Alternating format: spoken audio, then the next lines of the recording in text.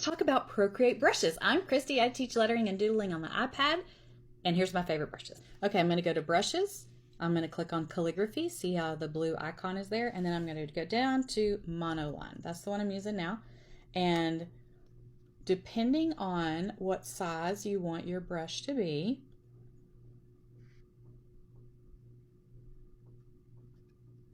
and if you turn the size down, you can make it smaller. So see how it's not as thick. Another one of my favorite brushes is, as a hand letterer, I love this, is the script brush. I'm still on calligraphy and I'm gonna scroll. Here's the script brush and then I'm gonna play with it. Now, what's really cool about this one is it's pressure sensitive, okay? So if you press down, you're gonna get a thicker line, okay? And if you lift up, you're gonna get a thinner line. Let me show you again. See, it's pressure sensitive. Heavy down, light up. And with brush lettering, that's important to be able to have the thick and thin strokes.